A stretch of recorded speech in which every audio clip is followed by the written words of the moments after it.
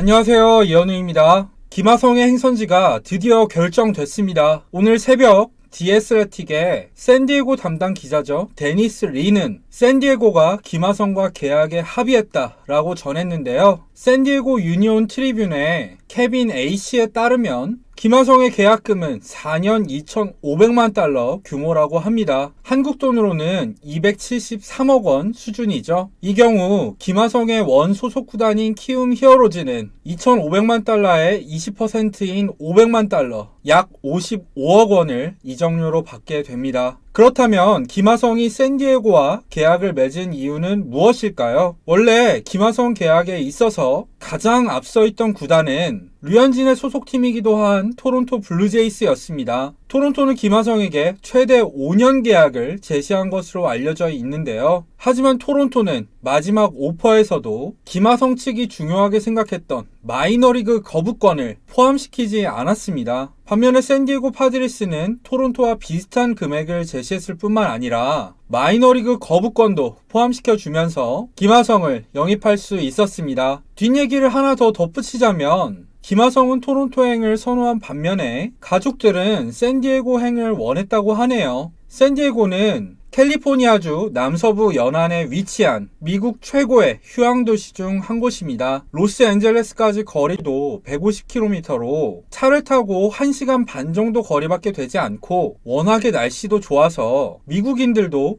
은퇴하면 가장 살고 싶은 도시로 꼽기도 하는데요. 여기는 서부다 보니까 경기 시간대도 저녁 경기의 경우에는 한국 기준으로 오전 11시 정도여서 한국 메이저리그 팬들이 시청하기도 아주 좋죠. 하지만 샌디에고행이 다소 아쉽다고 보시는 분들도 많으신 것 같은데요. 바로 샌디에고의 내야진이 워낙에 두텁기 때문입니다. 샌디에고의 주전 유격수는 올 시즌을 기점으로 메이저리그 최고의 유격수로 발돋움한 페르난도 타티스 주니어, 줄여서 페타주입니다. 주전 3루수는 류현진과 잠시 한솥밥을 먹기도 했었던 현역 최고의 3루수 중 한 명인 매니 마차도이고요. 따라서 김하성이 3루수와 유격수 이 두 자리를 비집고 들어가는 것은 사실상 불가능합니다. 결국 김하성이 주전을 노리기 위해서 가장 적합한 곳은 제이크 크로넨워스가 있는 2루 자리가 될 텐데요. 그런데 크로넨워스는 올해 내셔널리그 올해의 신인 3위에 선정된 선수이기도 하죠. 물론 그렇다고 해서 크로넨워스가 넘지 못할 벽은 아닙니다. 크로넨워스는 올해 9월 들어서 1할때 타율에 홈런도 하나도 치지 못하면서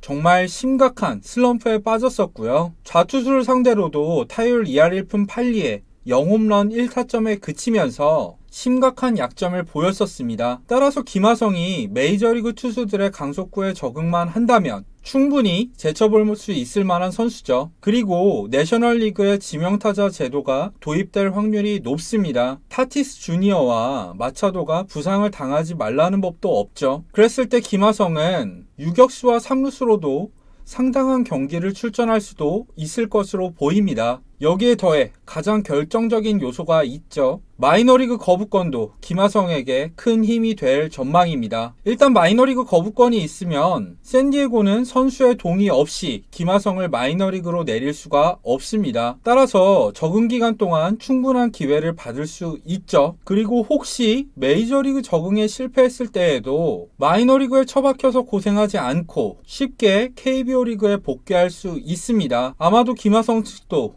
이런 점들 때문에 마이너리그 거부권을 강하게 원한 거겠죠. 한편 샌디에고는 올 시즌 37승 23패로 내셔널리그 서부지구 2위를 차지하면서 다저스를 위협했던 강팀입니다. 또 올 시즌 오랜만에 포스트 시즌에 진출하기도 했었죠. 최근에 템파베이의 좌완 에이스 블레이크 스넬을 영입한 데 이어서 오늘은 김하성과 함께 시카고 컵스의 에이스 다르비슈 유까지도 영입을 했죠. 그러면서 샌디에고 파드리스는 메이저리그 에서 손꼽히는 선발 로테이션을 갖추게 됐고요. 그러면서도 핵심 유망주는 전부 다 지켰습니다. 그리고 메이저리그 로스터에 있는 주축 선수들도 모두 계약 기간이 많이 남아있죠. 따라서 앞으로 수년간 다저스와 함께 내셔널리그 우승을 놓고 경쟁을 펼치게 될 텐데요. 이런 강팀에서 뛴다는 것도 김하성 경기를 시청하는 재미가 될 것 같습니다. 다들 경험해 보셨겠지만 아무리 한국 선수가 뛰는 팀이라고 하더라도 너무 못하면 경기를 지켜보기가 굉장히 어렵습니다. 박병호 시절 미네소타,